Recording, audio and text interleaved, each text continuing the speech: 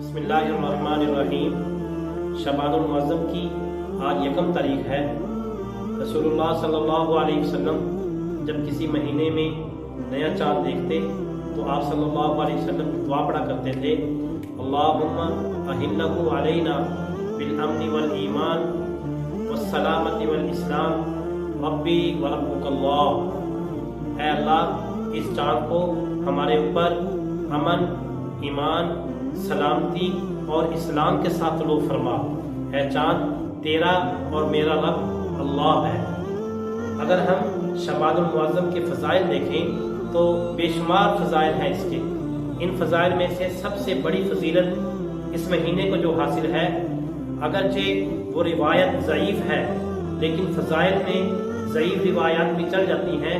آپ صلی اللہ علیہ وسلم سے مروی ہے، آپ صلی اللہ علیہ وسلم نے ارشاد فرمایا، شعبان شہری و رمضان شہر اللہ، کہ شعبان میرا مہینہ ہے اور رمضان اللہ کا مہینہ ہے۔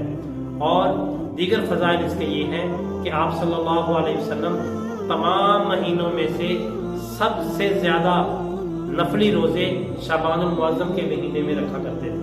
حضرت ام سلمہ رضی اللہ تعالیٰ عنہ فرماتی ہیں، میں نے رسول اللہ صلی اللہ علیہ وسلم کو مسلسل 2 مہینے روزے رکھتے ہوئے کبھی نہیں دیکھا سوائے شعبان اور رمضان کے، کہ آپ صلی اللہ علیہ وسلم شعبان کے روزے رکھتے ہوئے اس مہینے کے روزوں کو اینڈ تک لے جاتے، یہاں تک کہ رمضان المبارک آ جاتا۔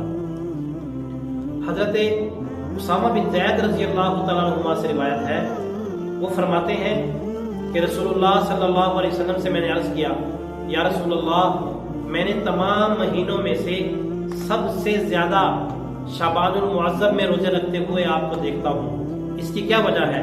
رسول اللہ صلی اللہ علیہ وسلم نے جواب دیا کہ یہ رجب اور رمضان المبارک کا درمیانی جو مہینہ ہے، یہ ایسا مہینہ ہے کہ عام طور پہ لوگ اس مہینے کی عظمت سے غافل ہیں۔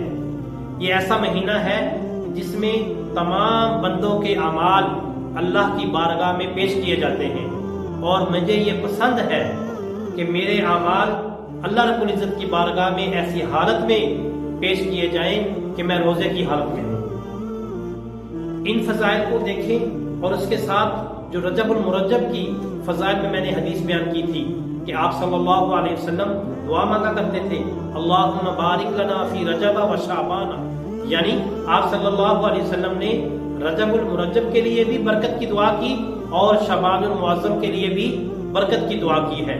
تو آپ صلی اللہ علیہ وسلم شعبان المعظم میں کثرت سے روزے رکھ کے، لگاتار اور مسلسل روزے رکھ کے، گویا کہ رمضان المبارک کی تیاری شروع فرما دیا کرتے تھے۔ تو ہمیں بھی چاہیے کہ ہم اپنے معمولات میں تبدیلی لائیں، سونے اور اٹھنے کی معمولات میں تبدیلی لائیں، نوافل کے معمولات میں تبدیلی لائیں، کثرت سے نوافل ادا کریں، کثرت سے قرآن پاک کی تلاوت کریں، اور سب سے بڑھ کر کثرت سے ہم لوگ روزے رکھیں تاکہ رمضان المبارک کے روزے رکھنا ہمارے لیے آسان بھی ہو جائے اور ہمیں عادت بھی پڑ جائے۔ اللہ رب العزت سے دعا ہے کہ اللہ تعالی ہم سب کو عمل کی توفیق دے۔ وآخر دعوانا الحمد